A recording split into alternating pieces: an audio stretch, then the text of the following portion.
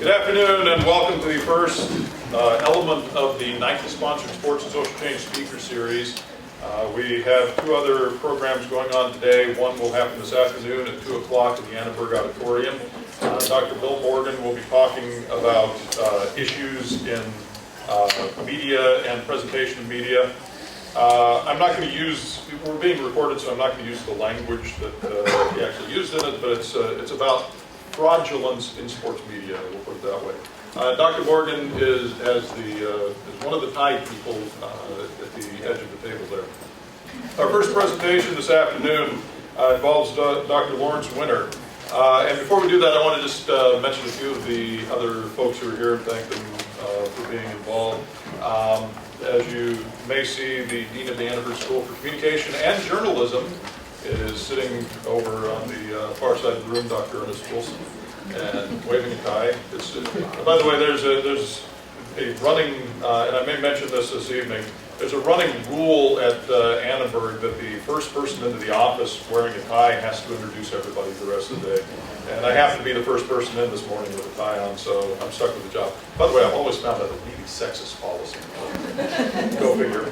Also, Larry Gross is here, who is the director of the Comm School and immediately my boss, and who also was the first person at the school to really make the decision that a minor in sports media studies was not just a good thing, but the appropriate thing for the Annenberg School for Communication to be offering, and really championed that through, and we have him to thank for much of what has been successful here. We also have Robert Scher and Corolla Wild. Anybody else I need to mention? Because I'm going to get in trouble anyway, but I'm going to make sure that there are others to mention. But several people involved in helping develop and push through studies of media, sports, and sports media at the Annenberg School for Communications. So we're very happy they've shown up, and also very happy that we have a volume of students here. Just a few people showed up. Could have been the booth, we never know. But it also could be the fact that we're dealing with an important subject, and a subject that has been, that is perpetually in the news, questions of sports and sports media, and how sports impact culture. Dr. Lawrence Winter is Professor of Communication and Ethics in the College of Communication and Fine Arts at and the School of Film and Television, that's a mouthful, at Loyola Marymount University, which is just up the street. Dr. Winter studies the ever-changing landscape of sports viewership and media through an extensive body of books and nearly 100 journal articles, so he's done some writing in his day. Dr. Winter has become a prominent contributor to the field of sports media research. So much so that I still use one of his textbooks, and he keeps yelling at me that I need to get the more updated version of the textbook. But I really like his conception of the sports media complex and the one that I use, and I'm just hooked on it. I use his textbook for the COM 383M class, Sports Communication and Culture. And much of what he himself has written about the complexity and the interconnections of the sports media complex and its impact on society has really shaped the way in which people in our field talk about this subject and examine the subject. So he brings a strong perspective, and one that is guided by a significant volume of research in this field. And today he is bringing that to the discussion of sports fans and how sports fans shape and are shaped by the media in his presentation today titled Mocking the Male Sports Fan for Fun and Profit, Sports Dirt, Fanship, Identity, and Commercial Narratives. Dr. Lawrence Winter.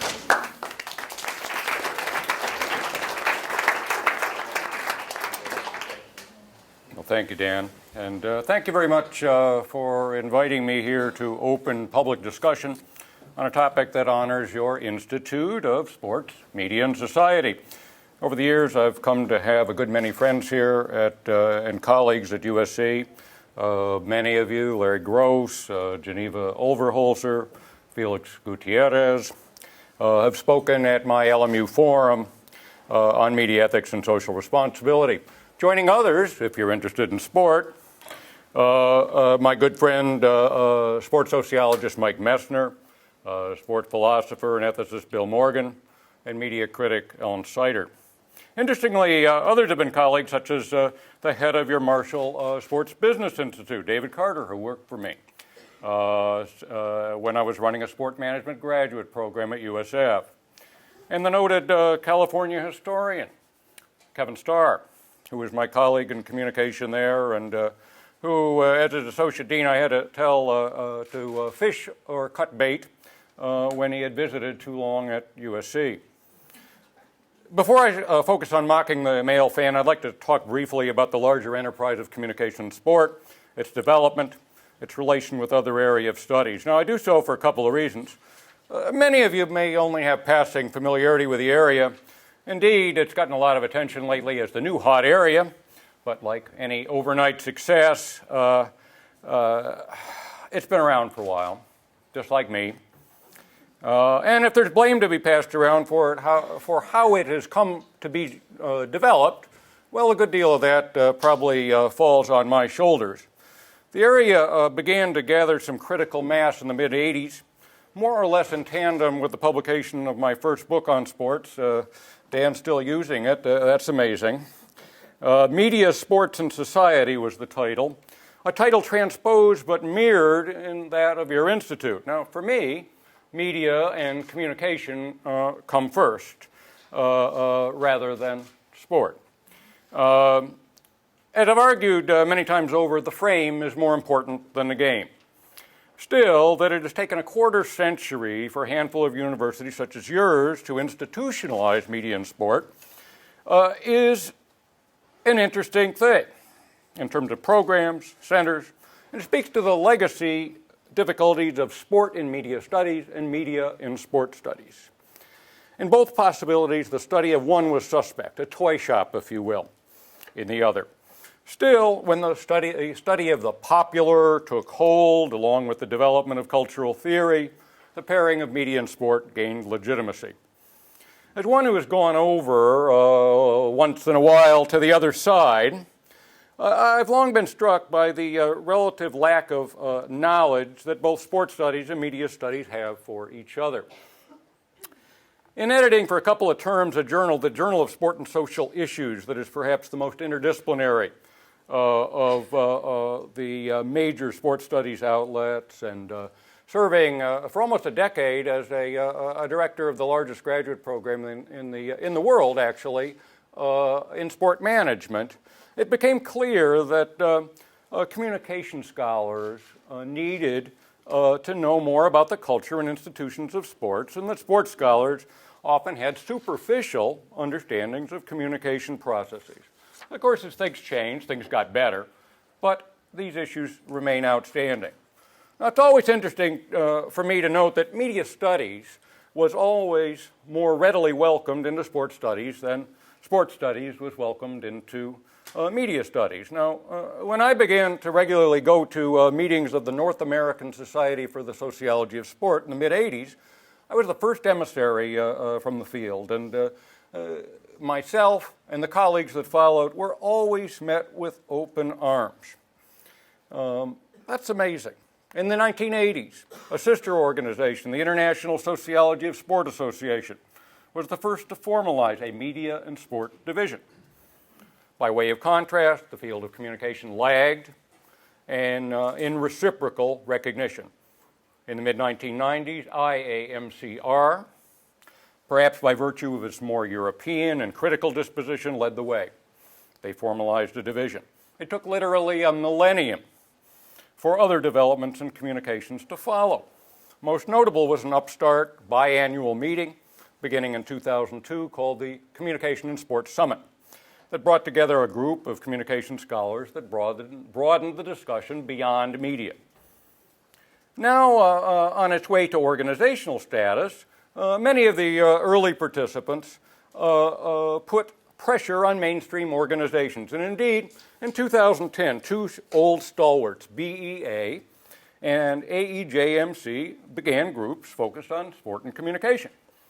Sadly, NCA, what I think of it as the 800-pound gorilla of scholarly communication organizations, seems to have instituted, some of you will remember, the Lou Alcindor no-dunk rule, choosing to have a moratorium on new divisions just at a time when an application for a media and sport group was submitted.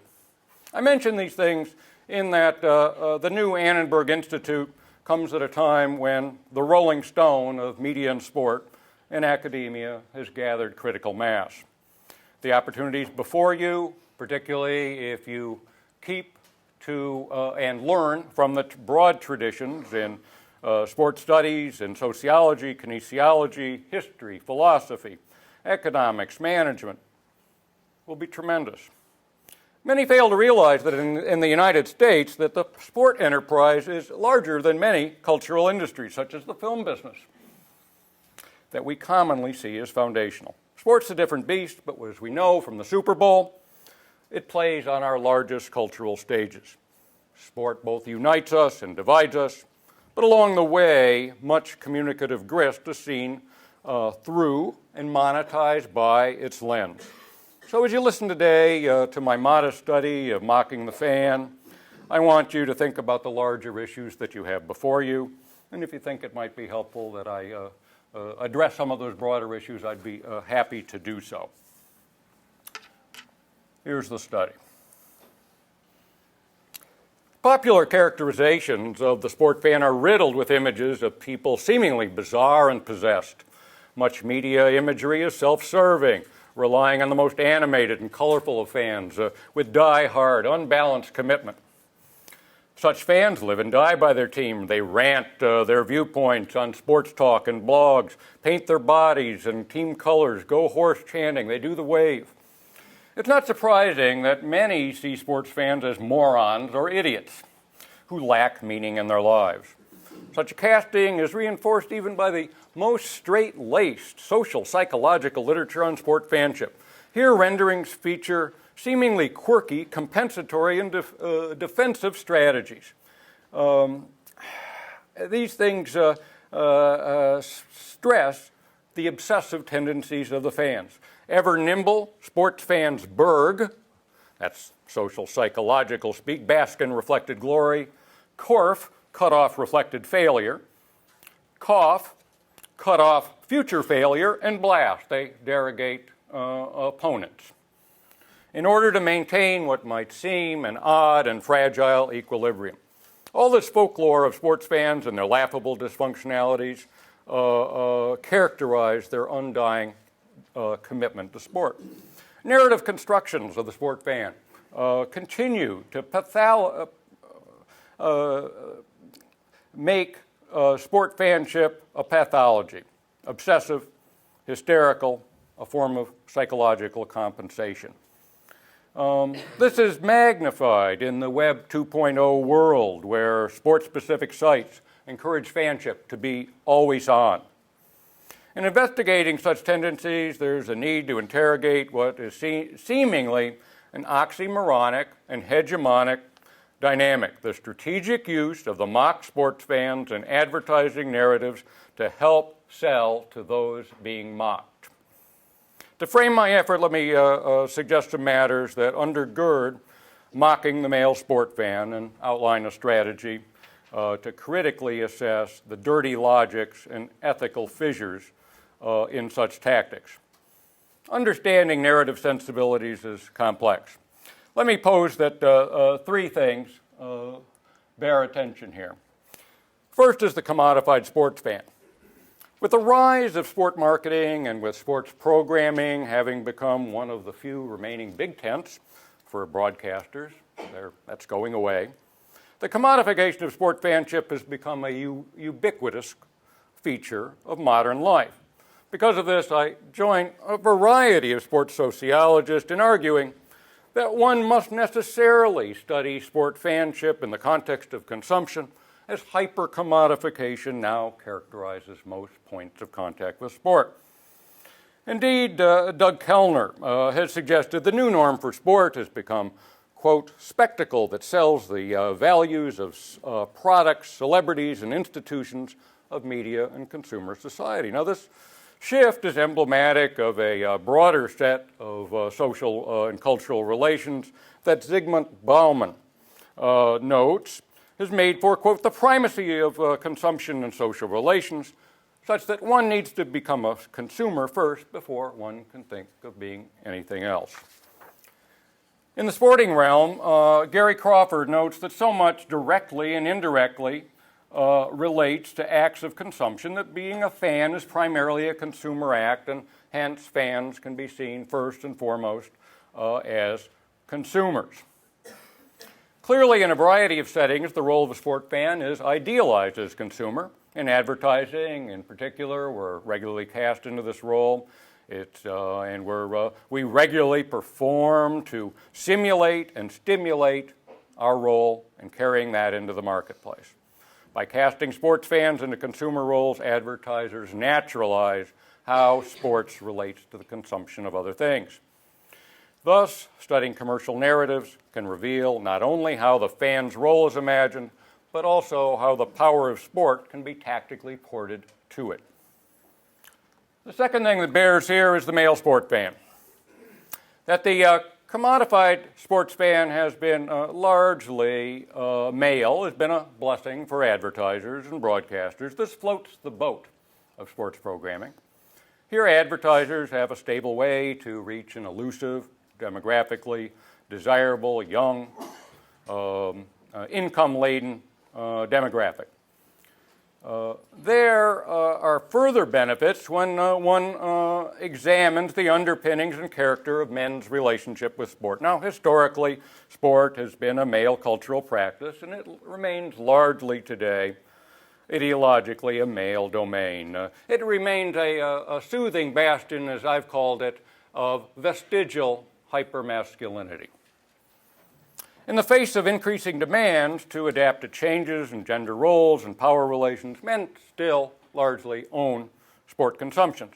According to a Pew Center poll, 57% of men, contrasted with 35% of women, follow sports very or somewhat closely, with men pulling further ahead when we look at the most intense fans.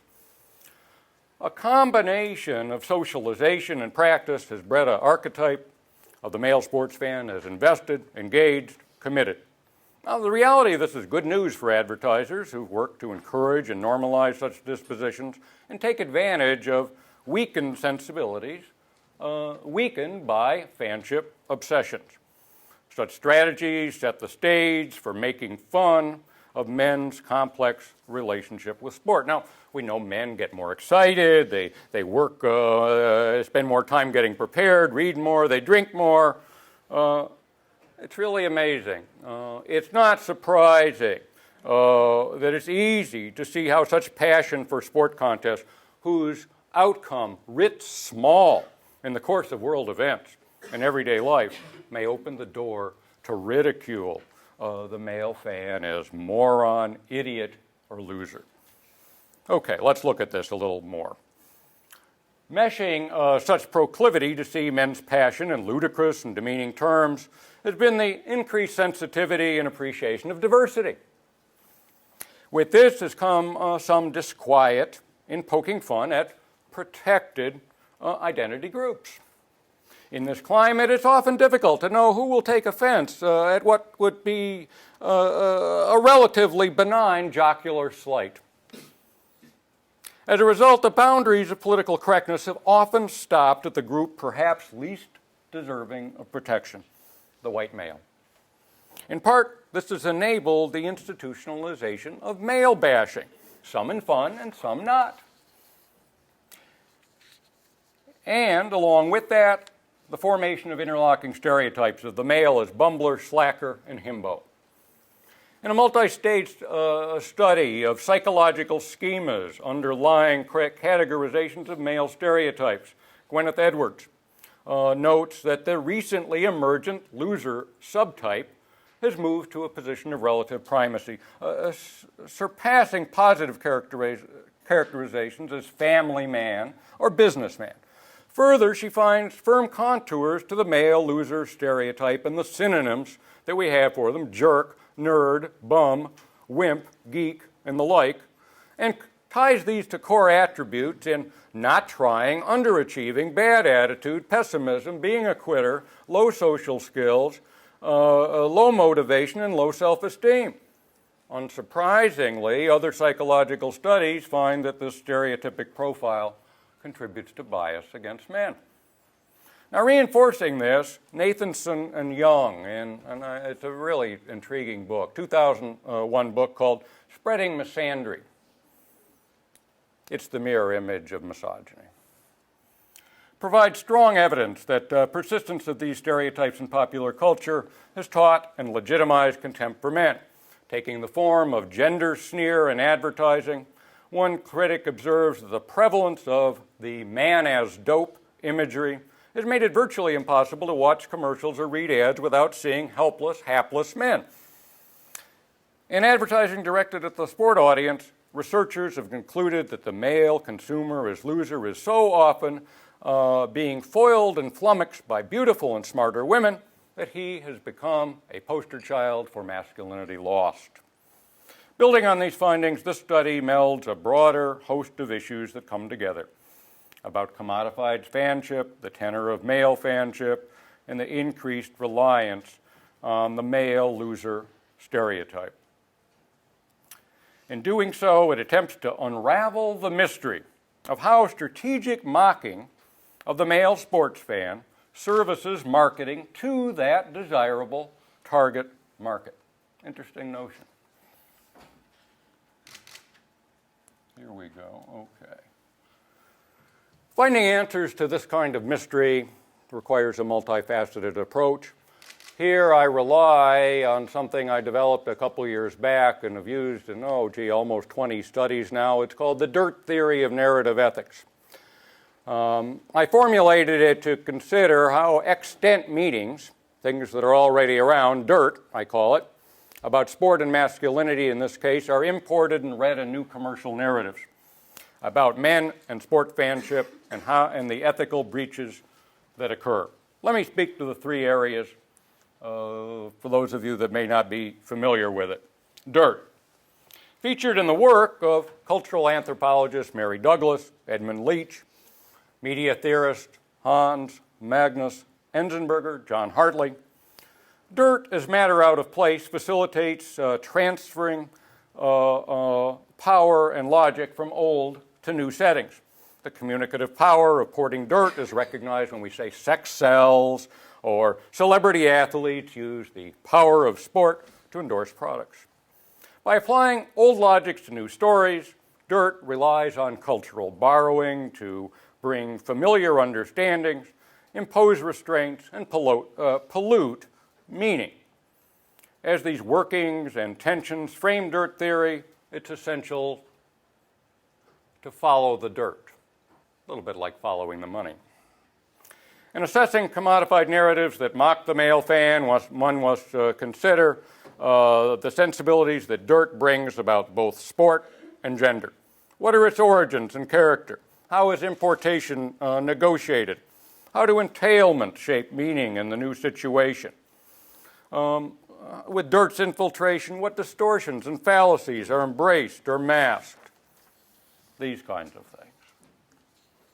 The second step is familiar, reader response theory, reception theory, sometimes it's talked about as long tradition, complex tradition, frankly, too. In reading, we necessarily soil new text with old dirt. Anchored in what readers bring to text, reception theory shares necessary preoccupation with dirt. Now, dirt analysis embraces what Wolfgang Iser was concerned about, really three things: the contextualization of implied readers, the drawing of readers in and by text, and the nature of the reading act. To fully reveal narratives that invoke mocking the male sports fan, consideration must be given to what has been called interpretive communities that characterize textual surrogates and strategies through things like camera position, direct address, to encourage preferred reading, and also to look at how negotiation of redundancies in the text and gaps in the text stimulate readerly disposition. From such interlocking queries about how dirt frames assertions of the commodified male sport fan, the forces that undergird a reading of an imagined community that is somehow worthy of being mocked may be seen. The last step looks at the ethical nature of that transaction between dirt and the encouraged reading. Now, once debated, ethical criticism has become inescapable and integral in narrative analysis and cultural critique.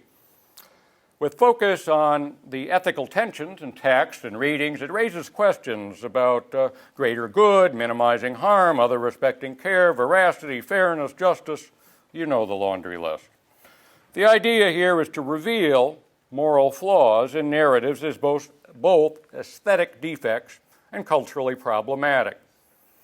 Thusly driven, a dirt-centered focus considers what the matter out of place really is and does. Consideration is given to whether assumptions about the male sport fan were ethically flawed prior to importation. In assessing how new narratives that rely on mocking him, such an approach interrogates not only the propriety of the dirt being imported, but also the dirtiness encouraged in characterizing both the reader and the pathway that reading of the text invites. By fueling ethical assessment comes answers to questions about the landing, the buildup, the movement, the interactive workings of sport, gender, and fanship dirt, of the commodified male sports fan, and looking at what parts of those push improprietously to control reading of him. These kinds of queries guide my study here. No, let me tell you, well, that moved. Okay, that's good enough. Always moves. Narrative constructions of the male sports fan are plentiful. How do you find them in a systematic way? Interesting question. I use adcritic.com. If you haven't used that resource, I encourage you. It is the largest industry proprietary database of advertising. You know, you can't just walk up to it. It has a meter on it, but our library has it. We found about 150 narratives, and they fell into five types. The first is the nutcase. Now, the nutcase is reliant on a series of characteristics, on evidence that the male passion for sport is considerable, and relies on a characterization of the male sport fan as the whack job. In a commercial called Giant Loser, the Los Angeles Dodgers lean on an archetypal, certifiably insane notion of male fan behavior. In the ad, a hidden camera on a grungy city bus filled with riders documents an odd, almost creepy fan wearing a Dodgers jacket and cap. He begins to badger a complete stranger, okay? Just giving him heck. And the stranger goes, or reacts with trepidation. Now, bemused passengers, they find this funny. They avoid involvement. They look the other way, ignoring that "don't bother me" plea. This fan plows ahead, mounting a Giant's cap on his victim. Pointing at his patsy, he loudly taunts the man as a giant bum with no chance, who likes to cheer for losers. Having played a scene, the Dodger fan grabs the Giant's cap back, catches his breath, and nervously thanks his victimized passenger as a "you had to be there" superimposition closes the ad. And a second ad, give you an example, called Marty. Bud Light gives name to and honors this behavior of such uncontrollable fanship. Here, to quote, celebrate ESPN's 25th anniversary, an announcer strides forward on a stage set as a gallery of crazed fans saluting what is shown here as the 25 greatest fans in sports, guys like Marty Silverton. Testimonials are then undercut with nerdy Marty in action. A sportscaster elevates Marty beyond being, quote, a heckler, casting him as a psychological warrior. A referee, victim to Marty's ire, explains, quote, he's the reason I'm in therapy. His mother reflects he never had many friends at school, but he always liked sports. In a locker room, a player laments that he was just hateful. In closing, the announcer points at his camera, pronouncing, "Have a Bud Light, Marty, you're on the list." Now, framing these nutcases relies on porting disingenuous, dirty stereotypes of the male sport fan, so committed that he should be committed for such insane behavior. Yet the reading position encourages seeing this as a natural state of affairs, and Marty engages in ironic valorization that this is behaviorally legitimate. Indeed, while these characterizations of textual surrogates cast as passengers on the bus, testimonial givers to Marty, recognize such behavior as notable, well, its naturalization is not contested. In doing so, the ethical posture is schizophrenic. On one hand, it encourages enjoyment in reading these as routine sagas of men as nutcases. On the other, it encourages looking the other way with a nod and a wink, giving men a free pass as boys will be boys, and explaining that's the way men are. The second case is the loser. Less certifiable, perhaps, but just as common, are sagas of male sports fans as losers who can't get anything right. And these people are also being constantly assaulted by the world. This just can't win pallor follows the losers in a Bud Light commercial called Dude. From taking it in the groin, entering a turnstile gate, the loser lamely cries, "Dude," every time he gets hit with something. To those responsible for each mounting, humiliating affront. Seemingly so downtrodden is he that he seems clinically depressed. Our loser suffers beer spilled in his lap, that's not pleasant. He embarrassingly stumbles into a sportscast. He encounters both foul odors and an occupant in a toilet stall, and is invisible in calling a beer vendor. He can't get the beer. He's like he's invisible. Further humiliation awaits another loser in a Fox Sport Net commercial called Stadium. Here, one adult brother reflects on his loser twin, wondering what happened to Ernie. Over nostalgic family footage of the two grow up, he notes they were real close and they liked the same teams.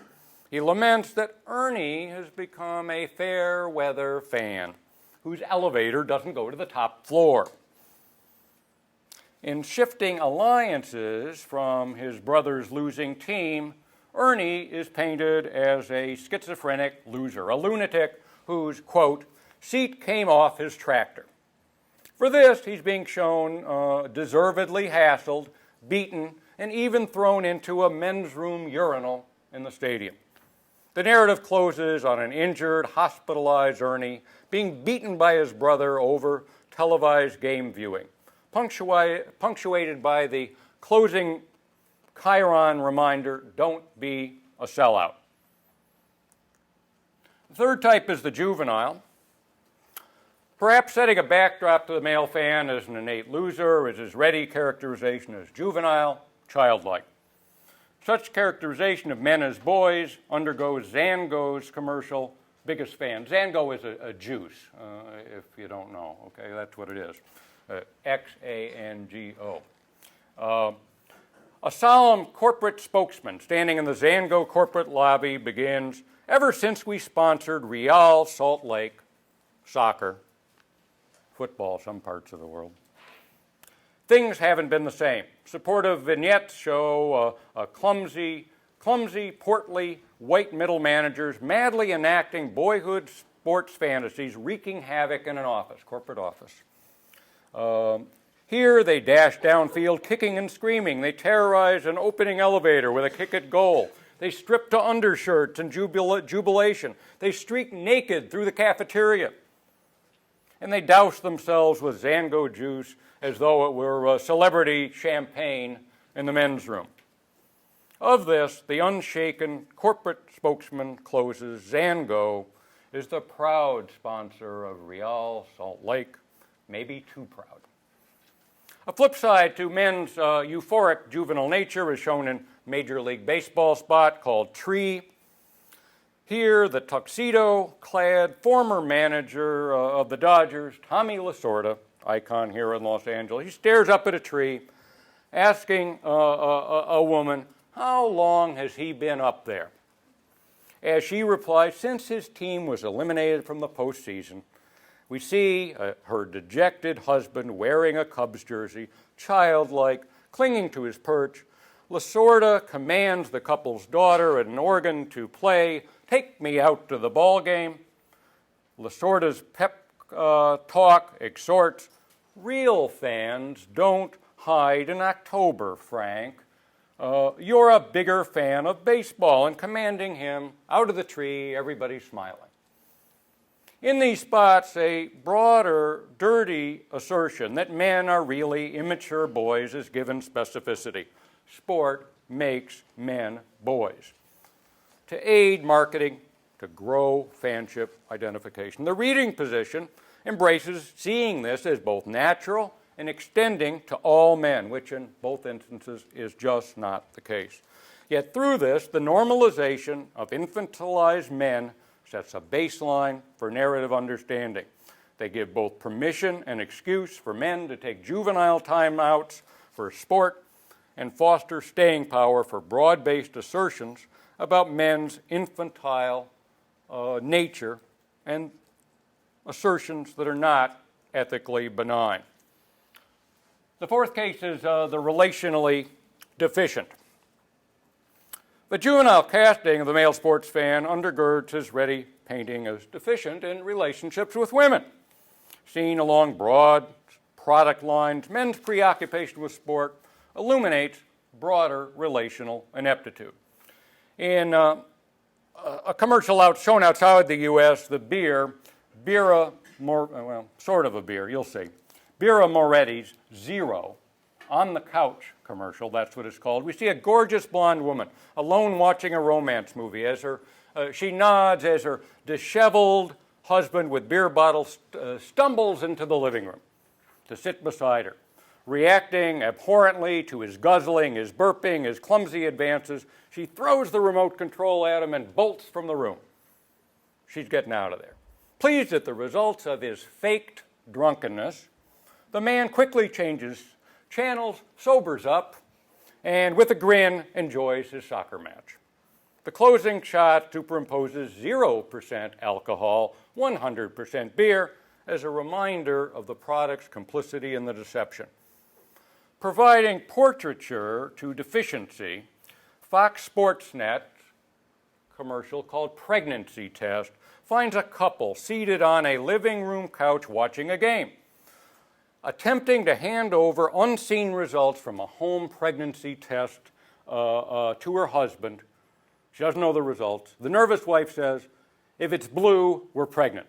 Uncomfortable, the man reluctantly takes the test, while his wife anxiously grabs his hand, closes her eyes to hear the results. Now, distracted by a television reminder of an upcoming Mets versus Phillies game, his wife said, well, what's the result? And this marks his slowness and her eager anticipation for those pregnancy results. In the end, the husband loses focus, distractedly observing, the Mets will kill him. And telling his wife to take this thing, the pregnancy test, back. In these ads, the cultural stereotype of men's inability to be genuine and engaged in relational lives with women is imported as dirt and then reinforced by characterizing the hold of sport on men as a key element in that problem. In this, sport becomes metaphor for men's self-absorption. The naturalization of this and the humor that is found in this being an inexorable trait of contemporary manhood forms the basis for reading. On both points, the narrative assertions are ethically suspect. While posing the disingenuousness to disinterest continuum as delimiters of man's relational capacity, it may be funny, but it begs credulity. Certainly, its veracity is suspect. No doubt, though, it serves the goals of these marketing narratives by granting permission, once again, for men to exercise their privileges. The last, you think maybe it hasn't got bad enough, is the emasculated, making fun of men's insecurity and rising fears of emasculation are regular occurrences in sport-related advertising. And Budweiser's title of it is Huge. The depths of male fragility become the butt of the joke. We see a young woman wearing only an oversized sweatshirt. She brings beers to join her boyfriend on a game viewing couch. Probably happening at home in a way, a lot. To his query, "Where'd you get that? It's huge," she replies, "From my old boyfriend." As they cuddle, he reticently observes, "He must have been huge." And she replies, "He was." Persisting, he asked, "Why don't you change into one of mine?" Only to get the disheartening reply, "Nah, yours are kind of small." Adding insult to injury, she admits, "Smalls are okay, but these just feel better." Adding more salt to the wound, the girlfriend amorously notes in closing, quote, "You have the tiniest little hands," as the man is further broken. A second example, Flow TV. It's for phone streaming television and sports in particular.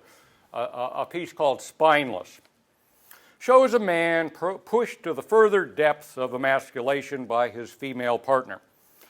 In an injury report on Jason Glaspie, that's our hero here, from a department store lingerie section, CBS football announcer Jim Nantz reports that, quote, "His girlfriend has removed his spine, rendering him incapable of watching the game." We see a laconic, perhaps sedated, 20-ish Jason, seemingly oblivious to the red brassiere that has been strewn over his shoulder, dutifully carrying shopping bags as his girlfriend pulls him away from the television department where, lo and behold, the football game is on. Nance reports, "Ooh," squinting, "Oh, that's hard to watch," and counters, "Jason, get yourself a Flow TV personal television so live sports go where you go." Closing on the final admonition, this is the closing of the ad, "Change out of that skirt, Jason." That's the close. Huge and Spineless get their laughs by bringing dirt of men's broad-based fears to the sacred grounds of male sport fanship. In this, such affronts are made even greater. In both, the reading position naturalizes that in today's world, women have the upper hand and often wield it in ways that now routinely demean men.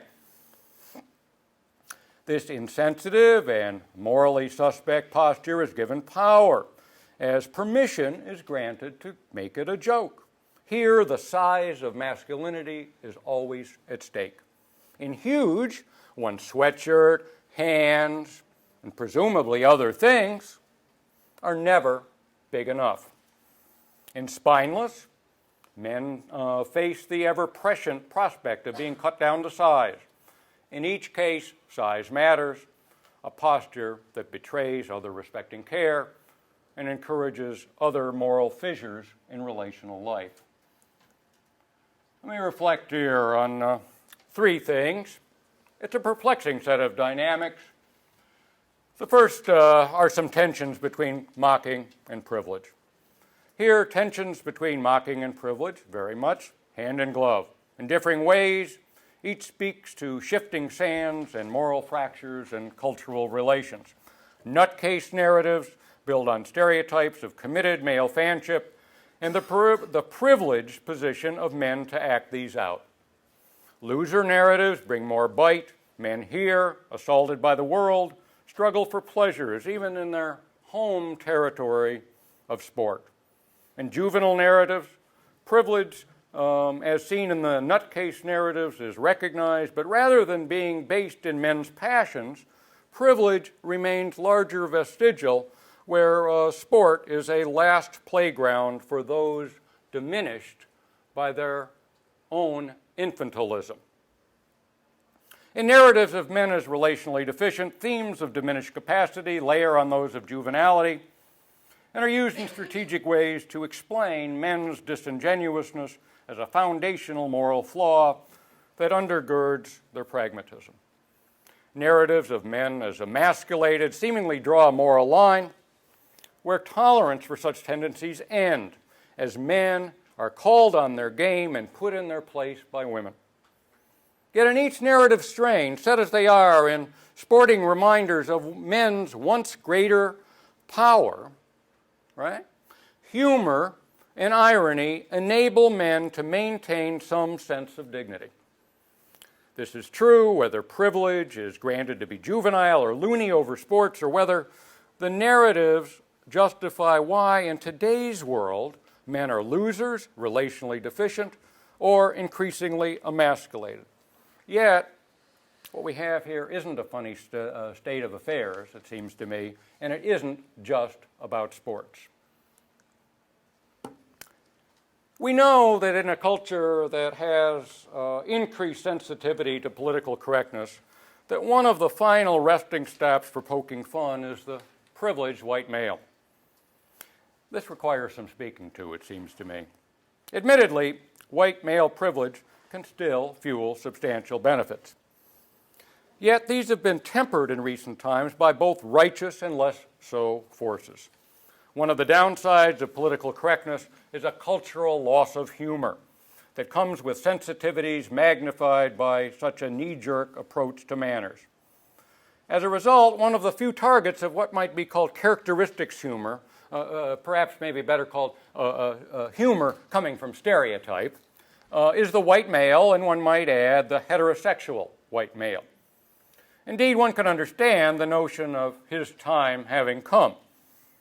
Nonetheless here, the systemacity of the assault on straight white males as clueless clods, wreaking havoc and incompetent in their personal lives, and the world scene here is a remarkable archetype that is both a shrine to and an unfortunate artifact of post-feminist times.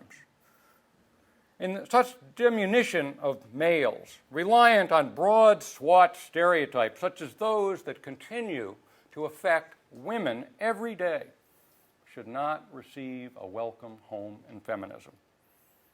Such attacks, even those couched in jest or caricature, can bring quiet venom.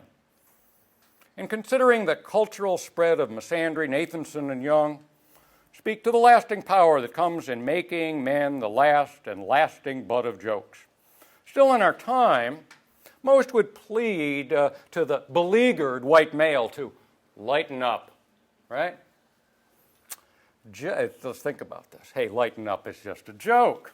Well, as once might have been said to an African American, to a Latino, gay or lesbian, for deriding a playful stereotype, for complaining. But just as harm felt by these groups would be real, it can be real here also. But it's an interesting dynamic. It's likely overlooked by the straight white male because along with that condition is a conditioning not to express weakness. Now, in recessionary times, when men have been hit particularly hard, such assaults merely add insult to injury. Still, it seems somehow improprietous for the straight white male to lodge a complaint. Admittedly, there are more pressing problems, but based on the analyses here, this time is due. Humor, looking at this last point, humor needed here to soften the artifice of the assault on the male sport fan as loser, can work in complex and hegemonic ways, where the target of the derision gains pleasure in being the butt of the joke. Still, once the dynamic, such as this one, can be coherently revealed as intentional and strategic in its social construction, this opens the door to mobilization of resistance. This possibility and the merits of it, it seems to me, are probably the main contribution of a study of this sort. It remains possible, of course, that being thusly mocked is a vestigial affirmation of historical white male privilege. Perhaps these narrative strategies merely valorize that the white male today still doesn't have to try so hard to succeed and to achieve dominance. Yet the evidence, if you look at it, that such claims really rely on crumbling myths of the male condition. In today's world, men are losing ground on many fronts, a phenomenon referred to in shorthand as the boy crisis. Their trajectory in education has fallen while continuing to rise in criminal justice punishment. Increasingly, the destabilization of their roles in the workforce has caused concomitant fissures in their family lives. So in closing, while in socialization, real men learn to have thick skins, one wonders under such conditions whether mocking men as losers is something to continue to joke about. Thank you very much.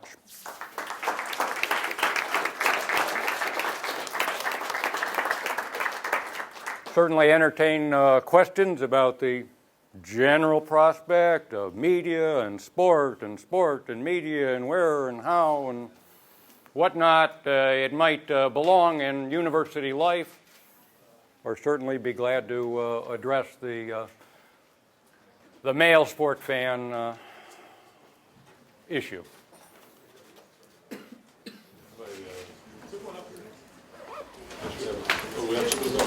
Question, is dirt always dirty? Yeah, it's necessary. Yeah, it's an interesting phenomenon, and you can trace this characterization of something moving from one place to another in a variety of conceptions of communication. I like it because it's evocative, but one of the things that sometimes comes with that term, it's Mary Douglas's term, is that it's necessarily bad.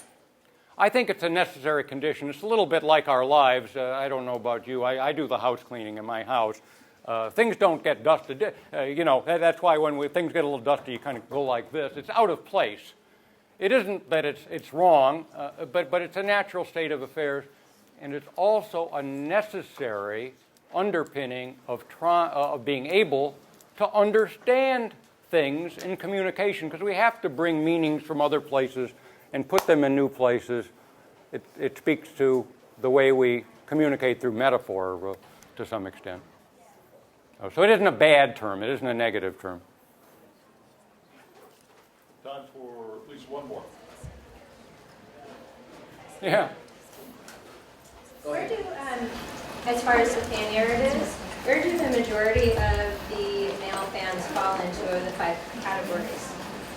Oh, gosh. Well, some of them can be super so. Yeah, they in a way they are, these are obviously overlapping categories. This is a messy prospect. I would say just the loser, the bumbler, the having a good time, the first 3 categories more than anything. Getting into relational life is the last 2 categories is a less frequent occurrence. But relational life between men and women are featured very often. I did a book. It's amazing you can have an academic career and do a book. I did a book on sport, beer, and gender. It's a funny thing. Anyway, the subtitle is something like Promotional, Cultural, and Contemporary Social Life. I got into trouble. I tried to ask for a grant once when I was at USF. I was doing my bright idea was to do an ethnographic study, observational study of sports bars. Doggone, I couldn't get any money for it. People just didn't believe that, somebody would actually do that. Funny thing is, that's one of the most cited studies that I have about this phenomenon. And it begins to explain, that's one of the major crossroads, not the only one, with regard to sport. The gender offset, the gender roles, and obviously complicated tremendously by race and ethnicity as well. But it's You know, it's an amazingly rich cultural place that we discount its importance, I think, too often. Really quick question. Yeah. It seems like it's not even so much of males being considered a loser, but more it's kind of lovable. It's kind of like what, in a way, we love about men sometimes. I think if women were portrayed with the consistency that we have here in these commercials, there would be hue and cry from the feminist community. Little doubt. They wouldn't find it lovable or cute. Okay, I'm going to do one quick. Now, what's interesting is I also study. What I'm saying is, my experience with what you're talking about is that it's sort of bringing out, you know, certain aspects of men. I understand what you're saying, but it's not quite. I agree. You know, the notion of lighting up, to lighten up. But also what you see here is your reading position to it, which is interesting, and you know, to consider that dynamic. What's really surprising about a study like this, and I just want to mention, I actually got this is, I don't know, about the fourth or fifth study of looking at the narrative construction of the fan in commodified narratives in advertising. And mostly I look at women, actually, and I was surprised to see, because a lot of ways of looking at the male fan in these commercials, you would think that they're privileged. But the really amazing thing, I didn't start out doing a misandry study. This was not the idea. I thought I'd find, you know, that it's pretty flattering, they're in power, they're in control. I found almost that this narrative terrain exclusively dominated the space. That, you know, you get into these things where you're doing, you hope systematic, but you have no choice. Convenient samples, and you hope you have some ethics about what, you know, the examples you pick and choose, and that they're representative rather than aberrant. You have to trust somebody like me that, you know, I try. But the really amazing thing is, yeah, this is because the sporting experience for men watching the game is one of fun. You want an excuse to you're in a good mood, maybe drinking beer, you know, have a joke, and, you know, take off from life and be a slacker for a while you're a fan. This ties into that notion. But these play larger than just during sports broadcasts. These are stories, narratives about men's relationship to sport and what's natural, what's normal, and to some extent here, what's almost virtually exclusive. Yeah. Yeah, just quickly though, I think you're absolutely right, but this infantilized male is also a rather complete sexist feeling, right? Because this guy is never going to be sensitive to women and the like, so it's almost sort of casting out social kinds and kind of a natural kind. Maybe that's what's going on. You know, I don't know. I studied also, you know, a set of commercials that featured relations between men and women. I actually, you know, I kind of subdivided. This one was men in this set of roles, but I looked also at women to women, men to women, men and women. And we looked at, you know, the football widow and the relationship between in the main, the husband and the wife, and the nature of that relationship between men and women. And you know, what you get here is basically, you know, I don't know, a 13-year-old, but add a little bit of beer. I guess they're a drinking age characterization of the male in the stories that get told relative to sport and sport consumption. Yeah. Yes? Is it possible that it's an accurate portrayal? That it's an accurate, of course. You know, I mean, we always have these touchy debates about, you know, do stare. No. That's right. That's a silly response. I mean, the fact is, the behavior, if you go to, I actually went last week to the Raiders, the Lakers, and this USC games. The fact is, infantile behavior is the norm. Yeah. Sexist behavior is the norm. No, and that's right. The fact, and that's spoken to in a couple of the earlier types that I have, that it gives permission. and it's a timeout. And one can argue, if you will, deservedly so. Many men would probably argue that you can escape through that and to fantasize and, think that perhaps you had some athletic skill once upon a time, or, can identify with that. It's a very complex set of interactions that we have. And we always have, when we consider stereotype, that there's something there at the base that has perhaps a truism, and often that truism might make us and the stereotype group uncomfortable. Yeah. What I'm missing in this, at least I heard it, is class, because it seems to me that a lot of this is a class stereotype as much as it is a gender stereotype. I mean, again, I don't go to games and I don't watch the ads, but as I'm hearing it, there's a lot of class dimension, and that is somewhat different, because you can say white male is a power group, but working in lower middle class is not a power group. So, But interesting enough, a lot of football fans are pretty professional. I'm talking about the ads, not about who's in the stands. I mean, it's worth going back, and it's absolutely worth going back and looking at that, but there's little there, Larry, to skew it down.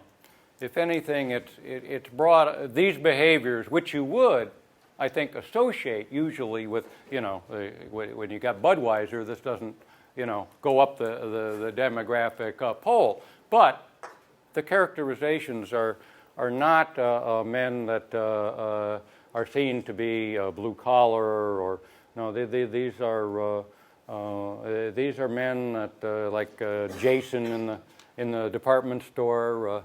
This is an upscale setting, and so it's an interesting question. Well, what is notable is there virtually is no racial variance or ethnic characterization. This is largely a white world. I won't say without exception, but surprisingly so. Actually, NASCAR is an interesting example. Rampant sexism. And that's definitely sexualized. So just a quick follow-up on that. What do you think is the culpability of the sports fan culture in all of this? Being that virtually everything you cited there is targeted toward the very audience that it ridicules, and that audience often embraces this image, partially for reasons that you say, because this is a playground, and so it's a privileged moment to be able to go to the playground and get away with it.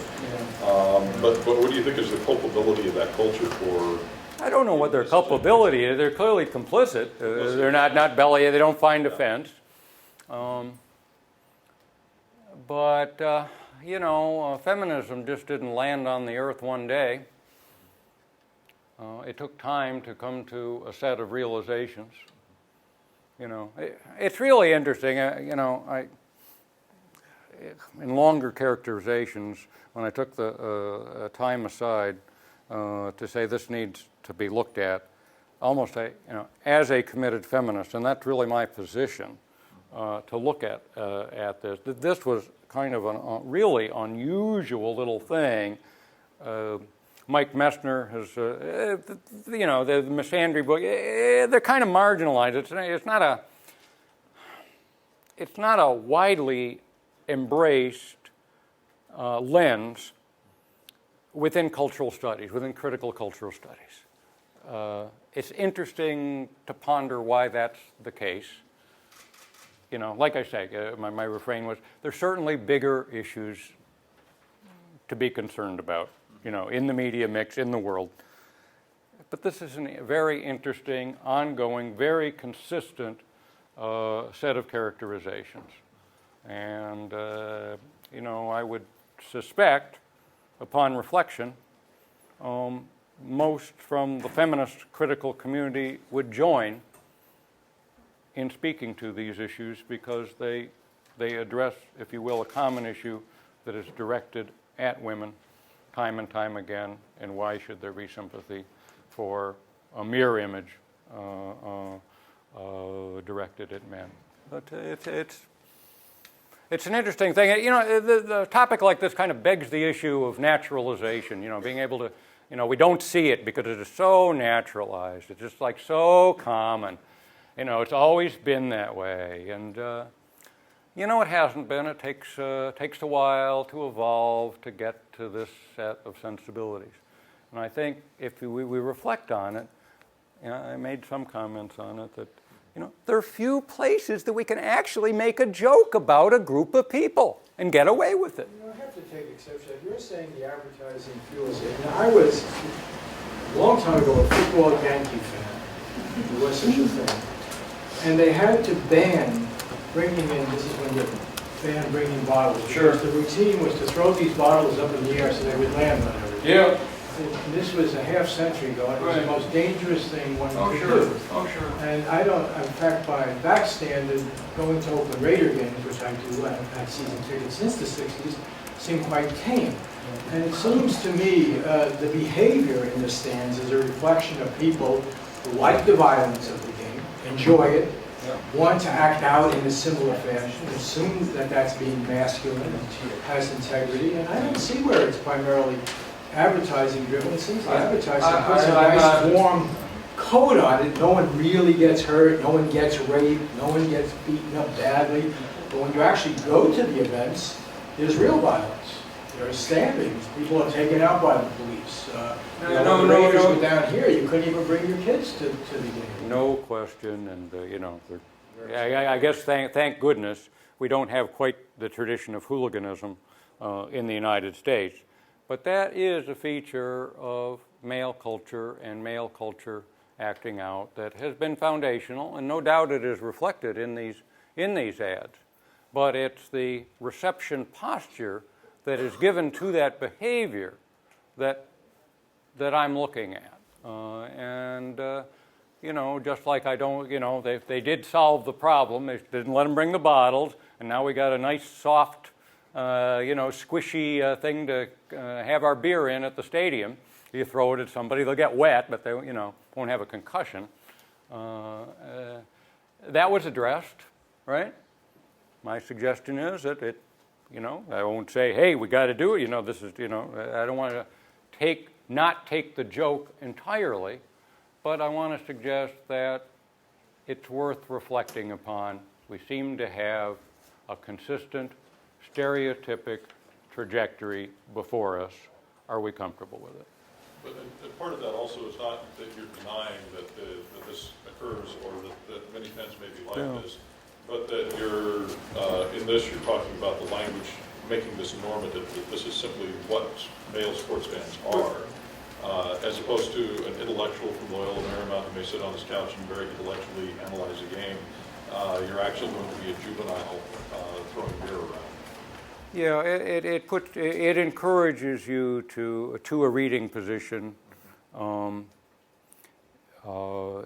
if you're going to gain enjoyment. And if you think about it, when you watch a game, you know, you don't want to deconstruct the world. You want to have a good time. This is a timeout. Well, when I watch a game, I deconstruct the world. Well, yeah. I don't watch many games. You know, it's interesting. We've had so many discussions now about the concussions in the football that people are actually, some people, looking at those hits a little bit differently. Yeah.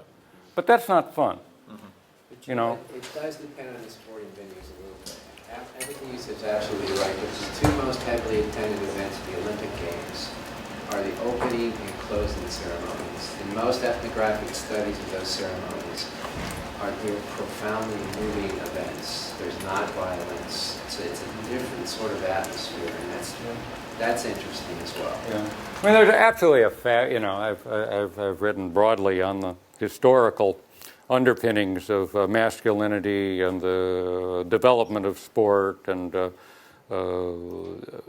know, and its connection to the pub, and the like, and all the things that you speak to are really, really important, and the relationship between sport being a place where a certain kind of masculinity can be performed in civilized times is really unusual and striking, and that's what makes it really worth putting under that lens a little bit and pondering, you know, the good old, that's why I call it vestigial hypermasculinity. If we acted it out day to day, we're arrested.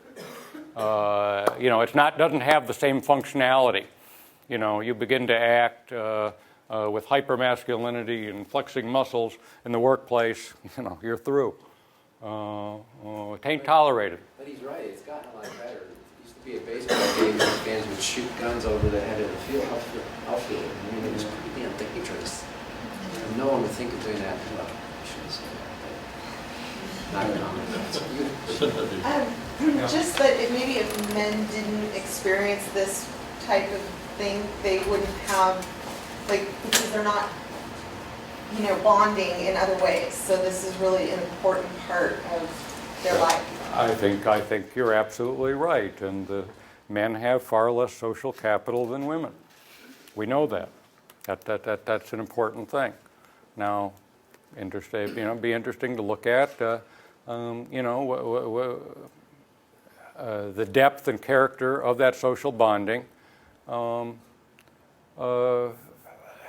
to make some judgments or assessments about the functionality of that, because obviously many men do bond in other ways. We forget sometimes. We think sport is the great social glue. Well, it's social glue for men mostly, and frankly, some men mostly. But there's lots of other men that are bonding over other things, and a lot of women that are bonding in other ways and developing identities, in part in reference to the socialization cultures that are on stage regularly in sport. So there's bonding going on. Well, I'm not like that, because that's a stage sport that's so big and so anybody that goes to you go to the market during the Super Bowl, or you go out driving during the Super Bowl, you go, whoa, this is great, nobody on the street, that's probably that one moment where we say there's a lot of glue. But most of the time, there really isn't as much glue as the sports pages and ESPN would encourage. Yeah.